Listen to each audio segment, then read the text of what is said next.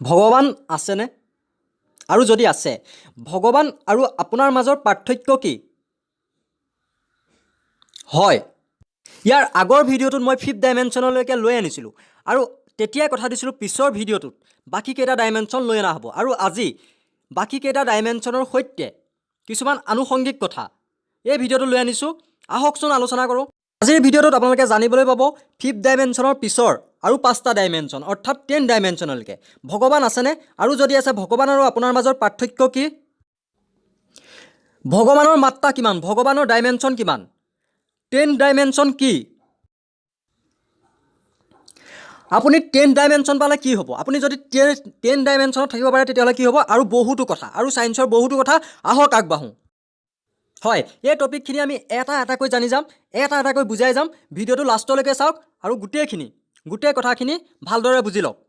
ঠিক আছে, আৰম্ভ কৰোঁ। আগৰ ভিডিঅ'টোত ইতিমধ্যে আমি 5th ডাইমেনশ্যনলৈকে আলোচনা কৰিছোঁ।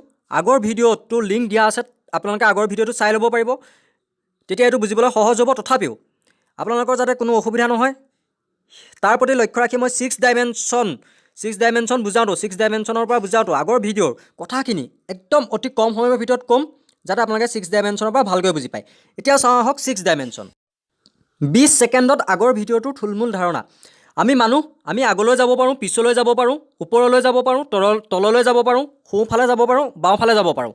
আমি 3rd ডাইমেনশ্যনত আছোঁ। যদি 4th ডাইমেনশ্যন হয় তেতিয়া আমি সময়ৰ লগত গতি কৰিব পাৰিম, অৰ্থাৎ সময়ৰ লগত গৈ আমি ভৱিষ্যতলৈ যাব পাৰিম, সময়ৰ লগত আমি অতীতলৈ যাব পাৰিম। তেতিয়া আমি 4th ডাইমেনশ্যনত থাকিম।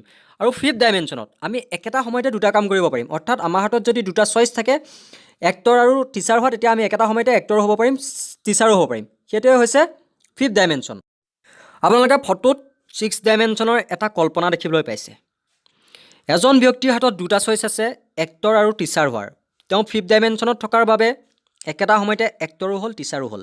এতিয়া প্ৰশ্ন হয়, যদি সেই এক্টৰ হোৱাৰ পিছত তেওঁ টিচাৰজনৰ লগত লগ খাবলৈ বিচাৰে, একেজন ব্যক্তিৰে এক্টৰো হৈছে, টিচাৰো হৈছে, আৰু সেই একেজন ব্যক্তিয়ে যেতিয়া এক্টৰ হ'ল, তেওঁ ভাবিলে তেওঁৰ টিচাৰ যে হৈছিলে তেওঁৰ লগত লগ খাব, তেতিয়াহ'লে তেওঁ কেনেকৈ লগ খাব? তাৰ বাবে তেওঁ 1 নম্বৰ ৰাস্তাইদি আহি পেলাই প্ৰথম সেই ডিচিশ্যন লোৱা সময়টো পাবহি। পোৱাৰ পিছত সেই ডিচিশ্যন লোৱা ৰাস্তাটোৰ পৰা ইফালৈ গৈ, অৰ্থাৎ টিচাৰৰ ফালৰ ৰাস্তাটোলৈ গৈ টিচাৰজনৰ লগত লগ খাব। সেইটো সম্ভৱ 5th ডাইমেনশ্যনত। কিন্তু তাকে নকৰি যদি এক্টৰ হোৱাজনে চিধাচিধি টিচাৰ হোৱাজনক লগ কৰিব পাৰে, অৰ্থাৎ এক্টৰ হোৱাজনে আগৰ অৱস্থাটোলৈ ঘূৰি নাহি, মানে সেই ডিচিশ্যন লোৱা সময়কণলৈ ঘূৰি নাহি, যদি ডাইৰেক্ট কিবা এনেকুৱা শ্বৰ্ট ৰাস্তা আছে নেকি যাৰ জৰিয়তে তেওঁ টিচাৰ হোৱা ব্যক্তিজনক লগ কৰিব পাৰে। ব্যক্তিজন এক্টৰো হ'ল, টিচাৰো হ'ল। এতিয়া এক্টৰজনে ভাবিলে টিচাৰ হোৱা ব্যক্তিজনক লগ কৰিম, যিহেতু একেজন ব্যক্তিয়ে, গতিকে তেওঁ যেতিয়া তেওঁ ডিচিশ্যন লৈছিলে সেই সময়টোলৈ ঘূৰি আহিলে, আৰু সেই সময়টোলৈ ঘূৰি আহি তেওঁ টিচাৰ হোৱাজনক লগ কৰিবলৈ গ'ল। কিন্তু ঘূৰি নাহি ডাইৰেক্ট লগ কৰিব পাৰিব নেকি? কিবা শ্বৰ্টকাট আছে নেকি? তেতিয়া ক'ম হয়, আছে। আৰু সেই শ্বৰ্টকাটৰ যিটো ধাৰণা, তাৰ পৰাই সৃষ্টি হৈছে 6 ডাইমেনশ্যনৰ। অৰ্থাৎ এক্টৰ হোৱা ব্যক্তিজনে যদি টিচাৰ হয়, একেজন ব্যক্তিৰে এক্টৰো হ'ল, টিচাৰো হ'ল।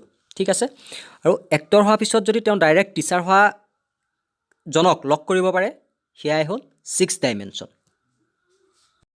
এতিয়া আমি প্ৰথম প্ৰশ্নটোৰ উত্তৰ দিব পৰা হৈছোঁ, অৰ্থাৎ ভগৱান আছেনে নাই। বিজ্ঞানে ভগৱানৰ কোনো প্ৰমাণ পোৱা নাই বাবে ভগৱানক বিশ্বাসো নকৰে আৰু অবিশ্বাসো নকৰে। কিন্তু যদি ভগৱান আছে, তেনেহ'লে ভগৱানৰ ডাইমেনশ্যন 6 ডাইমেনশ্যনতকৈ বেছি হ'ব। এতিয়া জানো আহক 7 ডাইমেনশ্যনৰ বিষয়ে। আমি এতিয়ালৈকে যিখিনি পালোঁ 6 ডাইমেনশ্যনত, সেইখিনিক আপোনালোকে এখন বিশ্বব্ৰহ্মাণ্ডৰ ভিতৰত, এখন ইউনিভাৰ্চৰ ভিতৰত ধৰি লওক, আৰু সেই বিশ্বব্ৰহ্মাণ্ডখন 0 ডাইমেনশ্যন বুলি ধৰি লওক। মই আকৌ কৈছোঁ, আমি এতিয়ালৈকে যিখিনি পালোঁ 6 ডাইমেনশ্যনলৈকে, সেইখিনি আপোনালোকে এখন বিশ্বব্ৰহ্মাণ্ডৰ ভিতৰত ধৰি লওক, এখন ইউনিভাৰ্চৰ ভিতৰত ধৰি লওক, আৰু সেই ইউনিভাৰ্চখন আকৌ পুনৰ একো ডাইমেনশ্যন নাইকিয়া বুলি ধৰি লওক। এতিয়া ধৰি লওক তেনেকুৱা 6 ডাইমেনশ্যন থকা দুখন ইউনিভাৰ্চ, যেনেদৰে ফটোত দেখুওৱা হৈছে, তেনেকুৱা 6 ডাইমেনশ্যন থকা দুখন ইউনিভাৰ্চ, যি দুখন ইউনিভাৰ্চৰ ভিতৰত 6 ডাইমেনশ্যন আছে। হয়, তেনেকুৱা 6 ডাইমেনশ্যন থকা দুখন ইউনিভাৰ্চৰ মাজত এনেকুৱা কিবা ৰাস্তা আছে নেকি যাৰ জৰিয়তে আমি ইখন ইউনিভাৰ্চৰ পৰা সিখন ইউনিভাৰ্চলৈ যাব পাৰোঁ? যদি তেনেকুৱা কিবা ৰাস্তা আছে যাৰ জৰিয়তে আমি 6 ডাইমেনশ্যন থকা এখন ইউনিভাৰ্ছৰ পৰা অইন এখন 6 ডাইমেনশ্যন থকা ইউনিভাৰ্ছলৈ যাব পাৰোঁ, তেতিয়াহ'লে সেই ৰাস্তাটো যিটো আমি ৱে দি যাম সেইটোৱে হৈছে 7 ডাইমেনশ্যন। এতিয়া নিশ্চয় আপোনালোকে 7 ডাইমেনশ্যন কি গম পালে। এতিয়া আমি দ্বিতীয় প্ৰশ্নটোৰ উত্তৰ বিচাৰোঁ আহক। দ্বিতীয় প্ৰশ্নটো আছিলে ভগৱান আৰু আপোনাৰ মাজত পাৰ্থক্য কি? আমি যিহেতু ডাইমেনশ্যনৰ কথা ইয়াত আলোচনা কৰি আছোঁ, গতিকে আমি ডাইমেনশ্যনৰ ফালৰ পৰা উত্তৰ দিম। ভগৱান আৰু আপোনাৰ মাজৰ পাৰ্থক্য হ'ল ভগৱানৰ ডাইমেনশ্যন অনন্ত। ভগৱানৰ ডাইমেনশ্যনৰ কথা কোনেও গম পোৱা নাই, কিন্তু আপোনাৰ ডাইমেনশ্যন হৈছে 3, অৰ্থাৎ ভগৱানে সময়ৰ লগত গতি কৰিব পাৰে।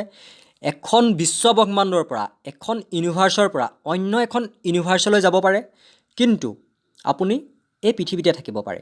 বৰ্তমানলৈকে যিখিনি টেকন'লজি ওলাইছে, পিছত যদি টেকন'লজি উন্নত হয় তেতিয়াহ'লে হয়তো অন্যলৈ যোৱাটো সম্ভৱ হ'ব।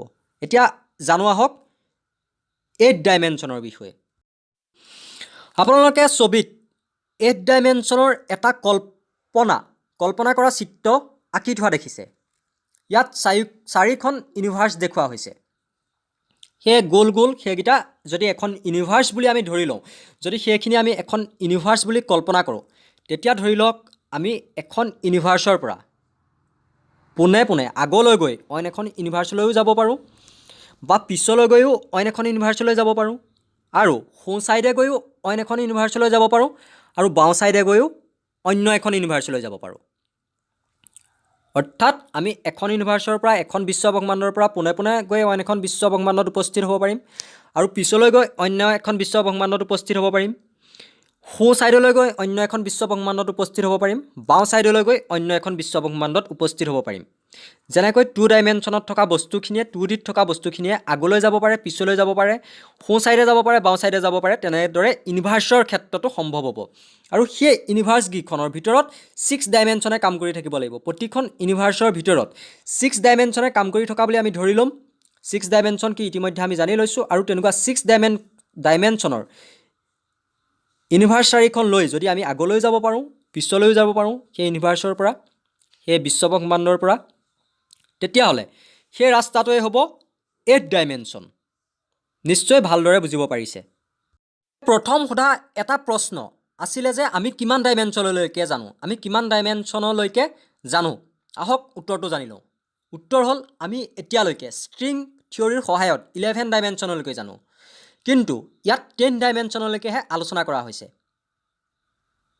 গতিকে প্ৰশ্নটোৰ উত্তৰ হ'ল আমি ষ্ট্ৰিং থিয়ৰীৰ সহায়ত 11 ডাইমেনশ্যনলৈকে জানো। এতিয়া আমি 9 ডাইমেনশ্যনৰ বিষয়ে জানো আহক। হয়, যিখন ফটো দেখিছে তাত 9 ডাইমেনশ্যনৰ এটা কল্পনা কৰা চিত্ৰ অঁকা হৈছে, য'ত প্ৰতিটো চুকত এখন ইউনিভাৰ্ছ থকা বুলি ধৰি লোৱা হৈছে। এতিয়া যদি আমি এখন ইউনিভাৰ্ছৰ পৰা এখন বিশ্বব্ৰহ্মাণ্ডৰ পৰা অইন এখন বিশ্বব্ৰহ্মাণ্ডলৈ পোনে পোনে বা পিছলৈ, সোঁ ছাইডে, বাওঁ ছাইডে আৰু ওপৰ আৰু তললৈ এখন বিশ্বব্ৰহ্মাণ্ডৰ পৰা অইন এখন বিশ্বব্ৰহ্মাণ্ডলৈ যদি আমি পোনে পোনেও যাব পাৰোঁ, পিছলৈ গৈও যাব পাৰোঁ, সোঁফালে গৈও যাব পাৰোঁ, বাওঁফালে গৈও যাব পাৰোঁ, তললৈ গৈও যাব পাৰোঁ, আৰু ওপৰলৈ গৈও যাব পাৰোঁ। অৰ্থাৎ বিশ্বব্ৰহ্মাণ্ডয়ো যদি এটা 3D আকৃতি লয়, যদি 3D আকৃতি লয়, তেতিয়া সেই ৰাস্তাটোক আমি ক'ম 9 ডাইমেনশ্যন। আৰু যাব পাৰিলে ক'ম, যদি কোনোবা যাব পাৰে তেতিয়াহ'লে আমি ক'ম আমি 9 ডাইমেনশ্যনত আছোঁ। ঠিক আছে। এতিয়া প্ৰথম এটা প্ৰশ্ন সোধা হৈছিলে যে আমি কিমান ডাইমেনশ্যন আছোঁ, সেইটো উত্তৰ দিছোঁ। আপুনি 10 ডাইমেনশ্যন পালে কি হ'ব, সেইটো প্ৰশ্ন সোধা হৈছিলে। আৰু এটা প্ৰশ্ন আছে 10 ডাইমেনশ্যন কি আৰু ভগৱানৰ ডাইমেনশ্যন কি, সেই 3টা প্ৰশ্ন আছেগৈ। সেই 3টা প্ৰশ্নৰ এটা উত্তৰ এতিয়া আমি জানি লওঁ আহক। হয়, এতিয়া আমি জানিম 10 ডাইমেনশ্যন কি, আৰু 10 ডাইমেনশ্যন কি জনাৰ পিছতেই আমি জানিম আমি যদি 10 ডাইমেনশ্যন পাওঁ তেনেহ'লে কি হ'ব, আৰু ভগৱানৰ ডাইমেনশ্যন কিমান। এটা কথা আছে, যদি ভিডিঅ'খিনি ভাল লাগিছে তেনেহ'লে চেনেলটো ছাবস্ক্ৰাইব কৰিব, আৰু আগৰ ভিডিঅ'খিনিৰ যিখিনি লিংক সেইখিনি ডেছক্ৰিপশ্যনত দি থোৱা আছে। আপোনালোকে তাত বিৱৰণত গৈ ডেছক্ৰিপশ্যনত গৈ লিংকত ক্লিক কৰি আগৰ ভিডিঅ'খিনি চাব পাৰিব। এই ভিডিঅ'টোৰে প্ৰথম খণ্ড আপোনালোকে চাই ল'ব পাৰে ডেছক্ৰিপশ্যনত গৈ। এই ভিডিঅ'টো শেষ হোৱাৰ পিছত প্ৰথম খণ্ড চাই ল'ব পাৰে। চেনেলটো ছাবস্ক্ৰাইব কৰিব, কমেণ্টত জনাব ভিডিঅ'টো কেনেকুৱা লাগিল। ভিডিঅ'টো যদি ভাল লাগিল তেনেহ'লে লাইক কৰিবলৈ নাপাহৰিব। ইয়াৰ উপৰি ভিডিঅ'টো শ্বেয়াৰ কৰিবও পাৰে। যদি কাৰোবাক এইখিনি কথা জনাবলৈ বিচাৰে তেতিয়াহ'লে ভিডিঅ'টো শ্বেয়াৰ কৰিব। য'ত শ্বেয়াৰ কৰে হোৱাটছআপ, ফেচবুক আপোনালোকে শ্বেয়াৰ কৰিব পাৰে। আৰু ভিডিঅ'খিনি আমি কেনেদৰে আৰু ভাল ভিডিঅ' নিৰ্মাণ কৰিব পাৰিম, আমি ভাল ভিডিঅ' তৈয়াৰ কৰিব পাৰিম, তাৰ বাবে আপোনালোকে কমেণ্টত আমাক জনাব পাৰে। আৰু কিবা প্ৰশ্ন থাকিলে, কিবা নুবুজা থাকিলে কমেণ্টত সুধিব পাৰে। আৰু বিজ্ঞানৰ বিভিন্ন টপিক দিব পাৰে আমাক, আমি যাৰ ওপৰত ভৱিষ্যতে বিভিন্ন ভিডিঅ' নিৰ্মাণ কৰিব পাৰোঁ। ধন্যবাদ। এতিয়া আগবাঢ়ো আহক 10 ডাইমেনশ্যনৰ বিষয়ে জানিবলৈ। হয়, ছবিত আপোনালোকে এটা 10 ডাইমেনশ্যনৰ কল্পনা দেখিবলৈ পাইছে। কল্পনা কৰা এটা চিত্ৰ আঁকি থোৱা হৈছে। প্ৰতিটো চুকতে অথনি কোৱাৰ দৰে একোখনকৈ ইউনিভাৰ্চ আছে। মই কৈছিলোঁ যদি আমি ইউনিভাৰ্চখনত এখন ইউনিভাৰ্চৰ পৰা অইন এখন ইউনিভাৰ্চলৈ, এখন বিশ্বব্ৰহ্মাণ্ডৰ পৰা অন্য এখন বিশ্বব্ৰহ্মাণ্ডলৈ পোনে পোনে পিছলৈ, সোঁফালে, বাওঁফালে, ওপৰলৈ আৰু তললৈ গৈ যদি যাব পাৰোঁ তেতিয়াহ'লে সেইটো 9 ডাইমেনশ্যন হ'ব। এতিয়া প্ৰশ্ন হ'ল, এখন ইউনিভাৰ্চৰ পৰা তেনেকুৱা কোনো নিয়ম নমনাকৈ ডাইৰেক্ট যাব পৰা হয় নেকি? যদি হয়, এখন ইউনিভাৰ্চৰ পৰা অইন এখন ইউনিভাৰ্চলৈ, এখন বিশ্বব্ৰহ্মাণ্ডৰ পৰা অন্য এখন বিশ্বব্ৰহ্মাণ্ডলৈ পোনে পোনে বা পিছলৈ, সেই 6টা ৱেত নগৈ যিখিনি দি থোৱা আছে আগলৈ, পিছলৈ, সোঁ, বাওঁ, তল, ওপৰ তেনেকৈ নগৈ যদি ডাইৰেক্ট য'তে মন যায় তললৈকে ডাইৰেক্ট যদি যাব পাৰোঁ চিত্ৰত দেখুওৱাৰ দৰে, তেতিয়াহ'লে সেইটোৱে হ'ব 10 ডাইমেনশ্যন। এতিয়া আপোনালোকে 10 ডাইমেনশ্যন কি ভালদৰে বুজিলে, অৰ্থাৎ আমি প্ৰশ্নটোৰ উত্তৰ পালোঁ 10 ডাইমেনশ্যন কি। এতিয়া আৰু দুটা প্ৰশ্নৰ উত্তৰ পাবলৈ বাকী আছে। ভগৱানৰ ডাইমেনশ্যন কিমান? হয়, আপোনালোকে নিশ্চয় ধৰিব পাৰিছে ভগৱানৰ ডাইমেনশ্যন কিমান হ'ব। ভগৱান 10 ডাইমেনশ্যনততো যাব পাৰিবই যদি আছে, অৰ্থাৎ এখন বিশ্বব্ৰহ্মাণ্ডৰ পৰা অন্য এখন বিশ্বব্ৰহ্মাণ্ডলৈ তেওঁ যেনেকৈ বিচাৰে, এখন ইউনিভাৰ্চৰ পৰা অন্য এখন ইউনিভাৰ্চলৈ, এখন বিশ্বব্ৰহ্মাণ্ডৰ পৰা অন্য এখন বিশ্বব্ৰহ্মাণ্ডলৈ তেওঁ যেনেদৰে বিচাৰে তেনেদৰে তেওঁ যাব পাৰিবই। তাৰ উপৰি হয়তো তেওঁ আৰু ৰাস্তা আছে যিখিনি আমি এতিয়ালৈকে কল্পনাও কৰিব পৰা নাই। গতিকে ভগৱানৰ ডাইমেনশ্যন হ'ব অনন্ত। আৰু তাৰ পিছৰটো প্ৰশ্ন আছিল, আমি যদি 10 ডাইমেনশ্যন পাওঁ কি হ'ব? আমি যদি 10 ডাইমেনশ্যন পাওঁ তেতিয়াহ'লে আমাক কোনো এনাৰ্জি, বিদ্যুৎ শক্তিয়েই হওক বা বতাহৰ পৰা লাভ কৰা এনাৰ্জি হওক, যেনেকুৱাই নহওক কোনো এনাৰ্জিৰ প্ৰয়োজন নহয়। আমি য'তে মন যায় তললৈকে যাব পাৰিম, আমাক কোনো যাতায়াতৰ ব্যৱস্থা নালাগে। আৰু আমি ফিউচাৰলৈ যাব পাৰিম, অতীতলৈ যাব পাৰিম। গতিকে আমি অতীতত হোৱা ভুলখিনি শুধৰাব পাৰিম। আৰু ভৱিষ্যতে যদি কিবা ভুল হোৱাৰ চান্স থাকে আমি আগধৰি গৈ পেলাই চাই লৈ সেইখিনিও শুধৰাব পাৰিম। আৰু আমি সময়ৰ লগত যিহেতু যাত্ৰা কৰিব পাৰিম, গতিকে সেই ব্যক্তিজন যদি 10 ডাইমেনশ্যন কোনোবা পায় তেতিয়াহ'লে সেই ব্যক্তিজন অমৰ হ'ব, অৰ্থাৎ তেওঁৰ মৃত্যু নহয় আৰু তেওঁৰ কোনো ভুলো নহ'ব। আজিৰ ভিডিঅ'টোত আমি 10 ডাইমেনশ্যনলৈকে জনাৰ উপৰিও কিছুমান সঘনে মনলৈ আহি থকা প্ৰশ্নৰ উত্তৰ পালোঁ। ইয়াৰ পিছৰ ভিডিঅ'টোতো এটা ৰোমাঞ্চকৰ টপিক লৈ অনা হ'ব, বিজ্ঞানৰ লগত জড়িত এটা ৰোমাঞ্চকৰ টপিক লৈ অনা হ'ব।